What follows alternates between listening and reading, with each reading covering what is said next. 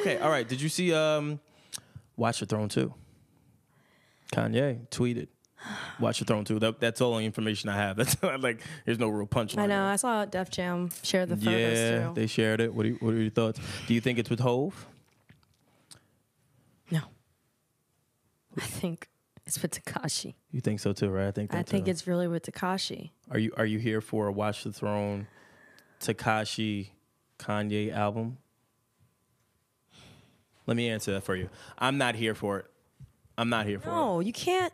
You fucking can't. Don't take a concept you did with Jay. Yeah. And then you're saying Watch Throne 2, and you point to, like, no offense to Tekashi, but bruh. It has nothing to do with Tekashi. No, but what I'm saying is you're using the same concept that you used with Jay. Yeah, that's what I'm rolling with you. That's my point. That's crazy. I'm sorry. The moment I hear Watch the Throne, I think Kanye, Hove. I'm not thinking Tekashi and Ye. Like that just seems weird to me. It seems very, very weird to me. And I get it. I get it for I get it for a number of reasons. I get it. I get it. And also I get it because tell me why you get it, I'll tell you why I get it. All right. Well, I'll tell you one reason why I get it, and I know what yours is, but I'm not going to say your reason. One, Kanye said he's one of the biggest trollers. Mm-hmm. He knows that if he purposely uses Watch the Throne 2, that he's going to get a lot of attention, that people are going to talk about it, and then people are going to actually want to listen to it. Okay. So I think he's doing this on purpose. This is a big trolling moment for the purpose of marketing and the purpose of attention grabbing. The same way that he used those big ass foot slides, and people are like, "Well, what the fuck is this?" And it was in the Lil Pump music video. Yeah. This is him trolling. I think this is Kanye's attempt at trying to tap into the younger demographic. And yep. And that was the other thing I was thinking, because that's why he went in with Lil Pump. Which is my point. That's what I was leading with. It's both. I think it's both. The Lil Pump video. I think it's both too. I think it's trolling and trying to get in with the young to keep certain relevancies and stuff. That is correct. He's finally realized that the kids run the fucking world right now. Listen to the kids. And he know that the older heads, they're not rocking with him. So what do? You step in yourself. I got to step in. I got to go do something. I got to go bust a move. I got to figure it out. Well played. Well played. I'm not mad at it. I'm not mad at it. Neither am I. Now, will it resonate with listeners? And that I don't know. I mean, Watch the Throne is a brand. Like when you think Watch the Throne, that's a tough act to follow. Watch the Throne for me is probably one of my favorite albums. Like Watch the Throne for me is a really, really dope album. But you know what? It's interesting because, like what you were saying, I get it why he used Tekashi. Think about it. You have Watch the Throne originally. These are two black men that had such defining moments in hip hop. Mm-hmm. That had such defining moments in music. That also redefined certain things within hip hop, entertainment, and etc. Mm-hmm. Tekashi's kind of doing that. Yeah, kind of. Because like think about it. This kid is selling out shows, doing all these things, and he didn't really even have media attention. Which is true. He built him and his crew built that shit on their own. His glow up by himself is really, really impressive. Like you can't take that away from the kid. Like he's talented. But he is going and I'm just saying based from strategy and what I'm seeing. Like I'm not really a big fan of all of his music. Dude, he got some songs that he got a few songs that go hard. I can't lie, he does. He does. He got a few that kind of go hard. But what him and his team did from a strategic standpoint and everything, like he went against the lines, the what you're allowed to do, what you're not allowed to do to be successful. The same way that even with Kanye, when people were like, no, he ain't gonna do better in the gangster rap against gangster rap. He ain't gonna be better against 50. No one's gonna like this stuff. You're not a good rapper. These are two guys who constantly had people probably tell them that they can't do something, and they said, fuck you. Yeah. So I get it. That pairing makes sense. It makes sense. It makes sense. And I'm sure Kanye sees a little bit of himself in Tekashi. You think so? I think it's possible. I think for him. What do you think outside of the outspokenness, outside of the rebellious personas they have? Yeah. Do you think that they are the same musically? And mind you, if I'm being honest, Tekashi as an artist has a better start than Kanye. Yeah. When we thinking hits, Yeah. like as a solo act, we're not including the hits of producing whole records and all those. I'm talking about coming out the gate. He got a fast start. I think when it comes to Tekashi and the similar, now let me add context because I know how people are selective hearing. Please, because they're I'm not saying that everything about Tekashi Kanye resonates with in every aspect. No. Do I think that Tekashi is a little Kanye? No. But do I think there's certain things that he probably sees within Tekashi that he has within himself? Yes. Yeah. I think he does. And I think that's also partially why he is probably rocking with them, in addition to what you were saying. Mm-hmm. Like, think about it. Tekashi talked about it. He said the reason why he does a lot of this screaming stuff is because he was into rock. He utilized a different genre, a different sound to add to his music, to add to his catalog. Kanye did the same thing. Kanye was utilizing different sounds, different vibes, different energy that some people weren't resonating with. Well, the other thing you got to think about too, Kanye is different generationally with just his persona, his music. Wait, comparing to who? Or trying a different generation from him, or just in general? Yeah, from him. Okay, like, yeah. Only solely on him. Yeah, he's different in every aspect. Could this also be a part of his rebranding, where he looks at it like, all right, maybe it's time to rebrand. The Wyoming Kanye didn't really land well because of the Trump shit. It didn't land well because of my statements. It didn't land well because of my actions. Maybe this is my time where I go on my press run. I then go, all right, hey, I'm sorry about the Trump shit. Hey, I could have worded that better.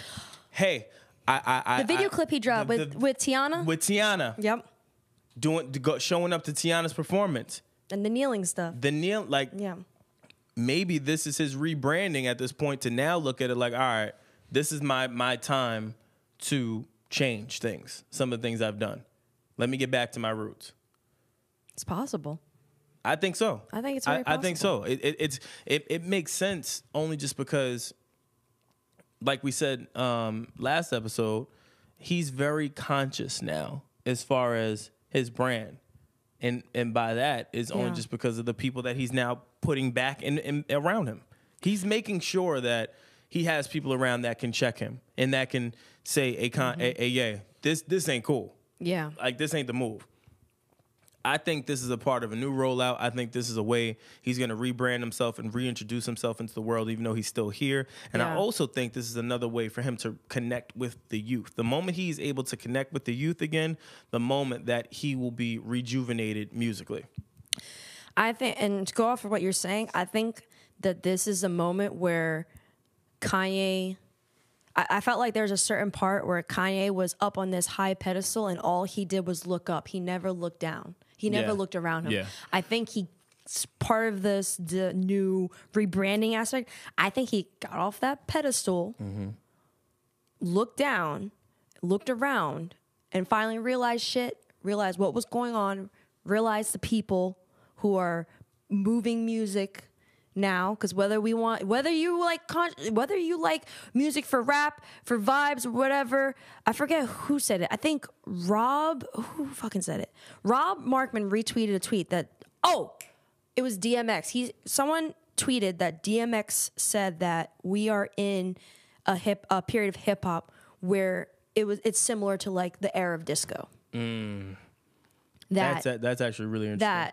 And I saw Rob was like, he retweeted and stuff. But when I heard that, I was like, wow, that makes sense. That actually does make a lot of sense. It's about the feeling, the dancing, and I get it, and that's what we're in right now. Yeah, and that makes a lot of sense. I think there are certain artists that are starting to understand that this is a phase. Just like with anything, hip hop's going to evolve again or create different categories. All right, hold on, because now I have something because that really, that has me. All right. Okay. Let's say we roll with our first theory.